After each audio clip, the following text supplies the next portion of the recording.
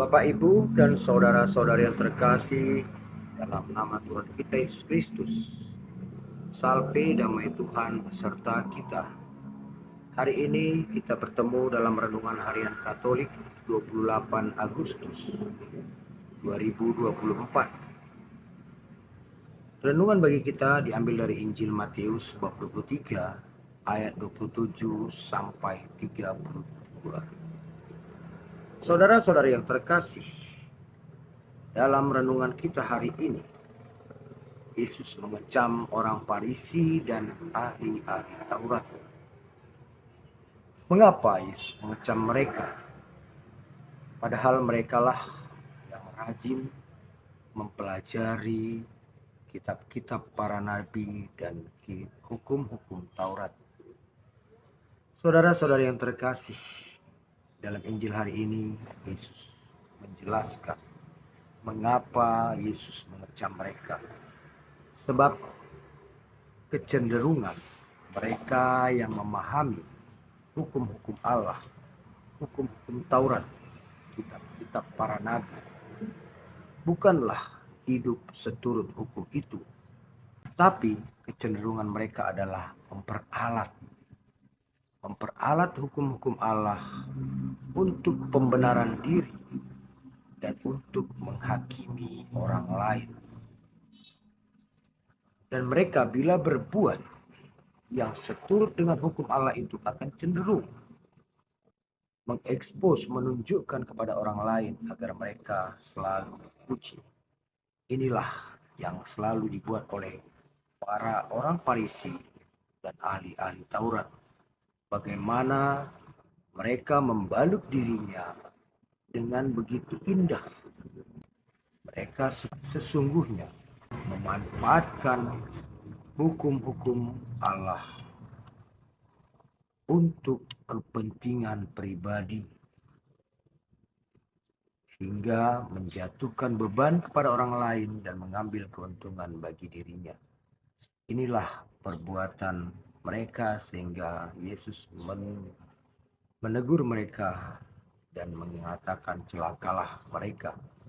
Lalu bagaimana dengan kehidupan kita di zaman ini? Apakah masih ada orang Farisi dan ahli-ahli Taurat? Secara praktis, memang di sekitar kita tidak ada orang Farisi dan ahli-ahli Taurat. Tidak lagi seperti yang dulu. Namun dalam praktiknya, masih ada orang-orang yang meneladani cara hidup orang Farisi dan ahli-ahli Taurat itu.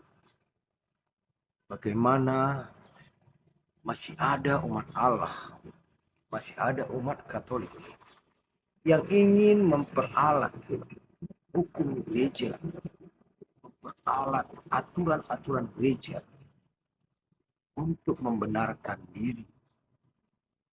Sebagai contoh, dalam gereja Katolik jelas-jelas dikatakan tidak ada perceraian dalam sebuah pernikahan.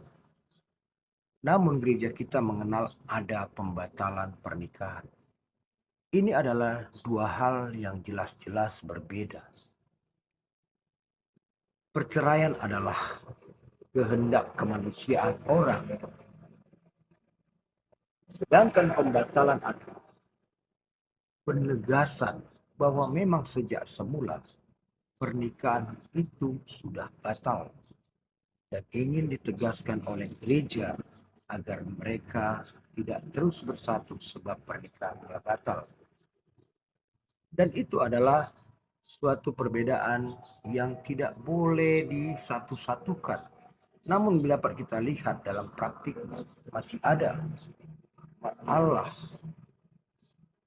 yang ingin menyelamatkan diri atau keluarganya yang sebenarnya bercerai namun menggunakan kalimat pembatalan. Ini adalah contoh aplikasi dari sikap ahli-ahli Taurat yang memperalat hukum itu untuk pembenaran diri. Namun walaupun dengan akalan-akalan kita memperalat hukum Allah, hukum gereja, dan sehingga kita mendapat rekomendasi pembatalan atau keluarga kita mendapat rekomendasi pembatalan, sesungguhnya hukum Allah tetap berjalan. Yang namanya perceraian tetap perceraian, tidak bisa diubah dengan pembatalan, dan itu akan menjadi dosa besar yang di dunia tidak tampak, namun di hadapan Allah akan tetap tampak.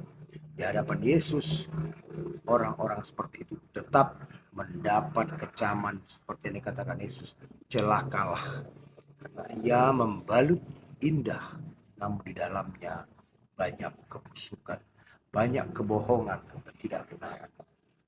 Nah, saudara-saudara yang terkasih dalam Kristus, dengan renungan harian ini, kiranya kita makin menyadari, janganlah pengetahuan kita tentang hukum gereja dan hukum Allah kita manfaatkan untuk menyelamatkan, untuk melakukan pembenaran diri, tapi mari hidup sesuai dengan hukum yang benar yang kita pahami.